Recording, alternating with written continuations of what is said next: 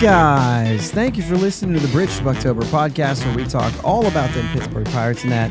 My name is Josh. Today is September 10th. The Pirates lose the opener in Baltimore in extra innings. We're going to focus on the good part of it. All right, it's Wednesday, guys. We're going to focus on the good part of it. This is fine.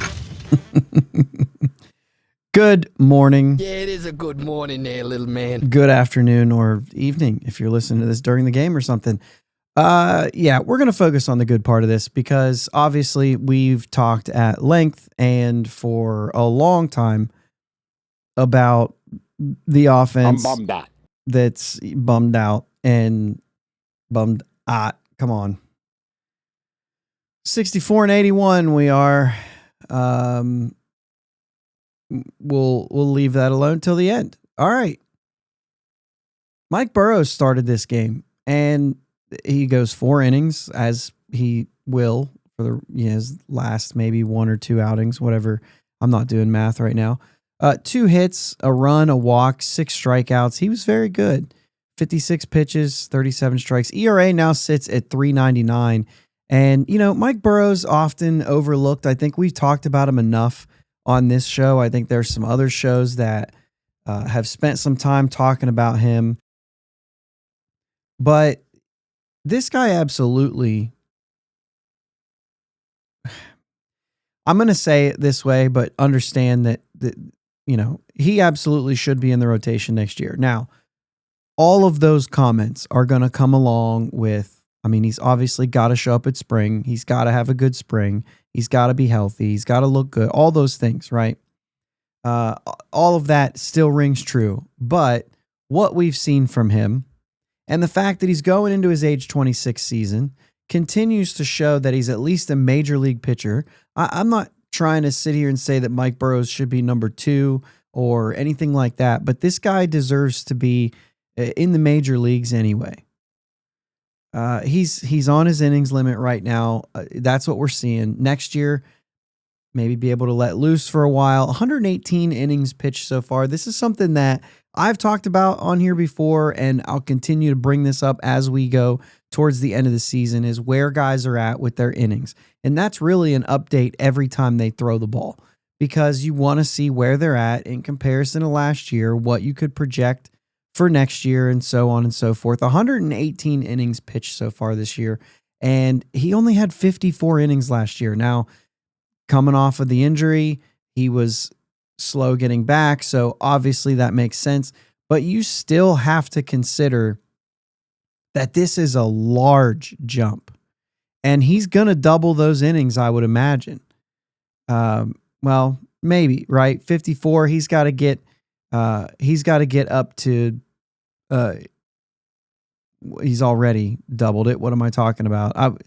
I was thinking 64 in my head, and so I was going over 20. Anyway, he's already doubled it. 54 innings. He's already there. Next year, probably looking, this year, probably looking between 120, 125 innings, right? So that's where we're kind of sitting there. Man, little mess up there. Anyway, you could probably say 140, 150 next month, right? 150, depending on the innings and how he does, maybe it goes a little bit beyond that, but likely 140, 150. Their issue is going to be how many guys are going to be around that 150 number. That it's not technically a full season. It is, but technically not a full season. So they'll have to get creative again, maybe at the end of the year doing these 4 inning outings, or maybe in the middle of the year making a swap, or not starting the beginning of the year, and then when he's in AAA, he could just do smaller outings and then work his way up, kind of like what they did with Skeens in his very first year.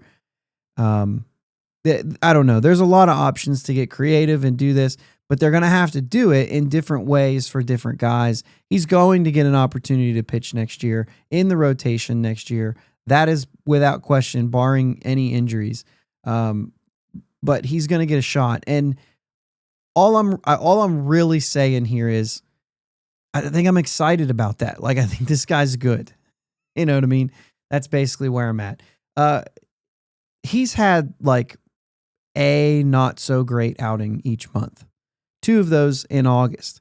But check this out. If we look month to month in small samples as he goes through the year, he was up here in June.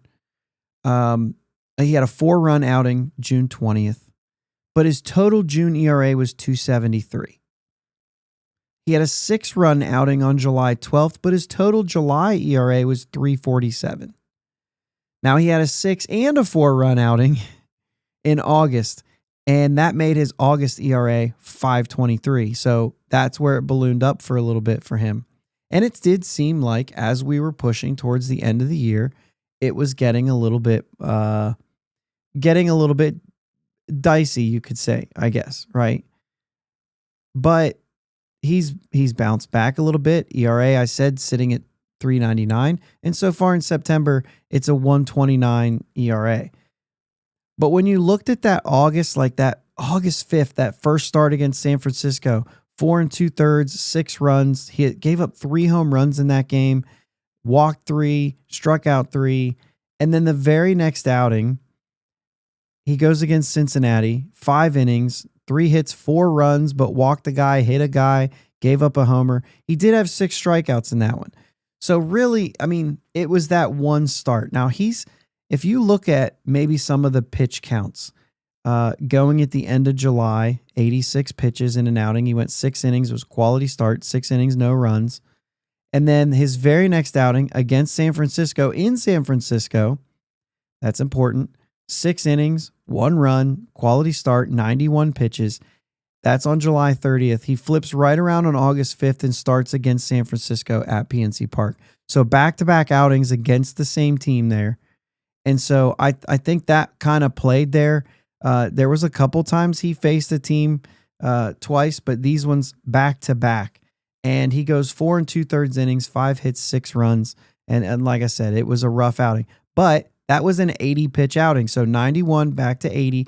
And then from then on, it's been a little bit easier. 74 pitches. Now, granted, that's the Cincinnati game where he gave up 4 runs. But after that game, he goes 5 innings, 1 run, 68 pitches. He goes 4 innings, no runs, 57 pitches, 5 strikeouts in that one. And then piggyback against Boston on August 30th, he just goes 2 innings. He does give up a run, but still only 44 pitches. 45 pitches against the Dodgers in 3 innings and 56 last night. So they're going a lot. They're pulling back a lot after those 2 big outings, after having some pretty deep games there at the end of July, moving into the beginning of August. And then it just seems like, okay, let's take it easy on him. We're definitely getting to a point in this season for him that, like I said, we're doubling the innings. We're getting beyond what this guy has done. And so I think that's probably one of the important things. It's notable to say that, like, in 2022, he had 94 innings. He got injured in 23 after just 6 innings. So, like, 94 innings is the most he'd had going into this season. So this is definitely, like, we're stretching Mike Burrows right now, and he's still showing that the stuff is there. But we saw signs of, okay, trying to get him out there for a 6-inning outing. It started, we started to see some of that fatigue, and that's okay. I think that looking forward to this guy as he moves in through the year, like those numbers through the months that we just went through, those are good numbers. I like this dude. He should have a front row seat to earn a spot next year. Another guy who is there is the guy who pitched second in this game, Braxton Ashcraft. He went 3 innings, 2 hits, a run. He walked a couple, 4 strikeouts, 63 pitches, but only 36 strikes. His ERA sits at 2.47 right now in the season. This is his rookie season, and he had made his debut this year. He just wasn't in the zone enough last night. Gave up 1 run only, but like that's something that he's not usually doing. He's usually attacking the zone a little bit more, and it just seemed like he was a little bit off. And so maybe that's it. Now, I said 3 innings. It was 3+. He started that next inning and got into a little bit of trouble. And then we'll talk about what happens after that. But he really hasn't had any bad months. This guy's been really good. He's at 58 1/3 innings now in the majors this year. He was at 48 1/3 in AAA before getting called up. 106.2 innings pitched this year. Last year was only at 73. 73 innings total for Ashcraft last year. And that is kind of a story that you can see from Ashcraft because that 73 was the most he'd thrown since becoming a professional. He's had little things here and there. 19 starts in 23, but still only 52 and 2/3 innings.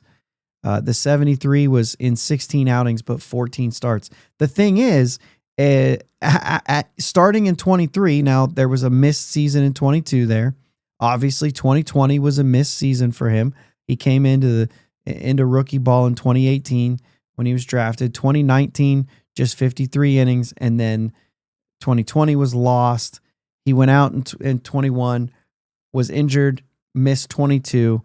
And so when you're looking at that, his ERA in 23 after coming back from injury was 2.39. Now he spent that season, the majority of it in high A, but he went from just a small stint in low A, Bradenton. He was in Greensboro for 26 innings, 9 starts, and then in Altoona for 8 starts. And then he goes the next year, Altoona, for 53 innings, makes his way to AAA. The very next year, he's in AAA, makes his way to the majors. Like, he's climbed. And his ERA was up a little bit in AAA this year, but the fact that his ERA is what it is now in the majors kind of shows you that they knew what they were looking at outside of this.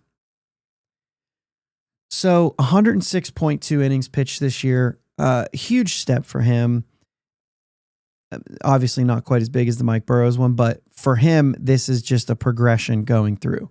I wouldn't be surprised to see him used in this role a little more next year. Maybe 130, 140 pitches. I'm not sure that he even gets to that 150. Obviously, he could, but I'm not sure. He could get up to that point. He's a dude. I mean, as much as I like Mike Burrows and think that he belongs, Braxton Ashcraft might be a step above that if he can manage the innings and if he can stay pitching longer. I think that's going to be a big deal for him. But he's obviously a front row seat to compete for a spot out of camp next year. There's no question for me that he's in that group, right? And we'll see how they manage that. The Pirates have been doing a pretty good job. I know some people are annoyed by the piggybacks or the opener type stuff, but really they're doing the best they can to try to limit these injuries. And every team's going to have to try to do something. And I think the Pirates are doing a pretty good job of just at least not just ignoring it. But you look into next year, you've got Skeens, Keller for now, Oviedo, Ashcraft, Burrows. Those would be my front row seat guys. Those 5. Obviously, if Keller gets moved or somebody else gets moved from this group, that could change. But right now, the guys that are on the team, those would be obviously Skeens and Keller are in. But the rest of those guys, those are kind of my front seat guys that I say. They've got to not really lose a spot. They've got to earn a spot still, but they've got the edge. Obviously, Chandler and Hunter Barco are going to be in the mix as well. Thomas Harrington gets a look, but the fact that he had a really good spring last year and it didn't work out this year, I think they'll be a little more patient with Harrington for what it's worth. I think that's probably a safe bet to move him. Listen, Majinski is going to be in the mix as well. There's no reason for him not to be. I know that we like him in the pen better, but he's going to get a shot. They've already awarded him that opportunity. The thing about Majinski, and I think maybe Ashcraft, I'm not sure yet, but I think maybe Ashcraft will be on this list for me too. If they don't earn one of those 5 spots out of camp, they'll probably stay in the major leagues. and they'll be there. I mean, we talked about Burrows and Ashcraft already being 26 years old, and so I think that matters. Majinski will be 27 next year. We've already seen what he can do out of the pen. As a matter of fact, as a starter, it's a 4.99 ERA. Now, that's a mixed bag. Some bad, some good. But as a reliever, he's a 2.82 this year. And so, and we've liked what we've seen in the past from him when he was just coming out of the bullpen, specifically that 2023 season, 2.25 ERA, 2024 a 3.38. And he even started 4 games, but those were like opener starts, right? Still just 50 innings. So like there's a lot to like about Majinski still out of the bullpen. Overall this year, though, as a starter, it's been a little bit rough, but that doesn't mean that he doesn't continue to work in the offseason and give himself a shot. I think that he still could. I still think they sign a veteran, especially if they move someone, especially if they move Keller. Definitely. I think they're going to go out and sign somebody. I don't know who that's going to be. So I said I'd talk about it later, and now is later. Kyle Nicholas inherited 2 runners from Ashcraft. Neither of them scored. Really good sign. Gives them a chance to tie the game. But yeah, you have to go back to the series in Milwaukee, August 13th, since he even gave up a run.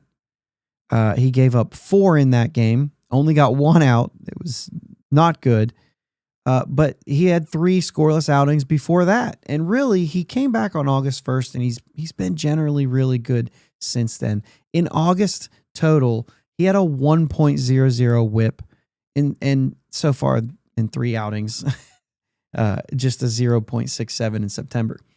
But he had the 4-run outing in Milwaukee, gave up 2 runs in 2 2/3 against San Francisco, which was a weird outing in that San Francisco game.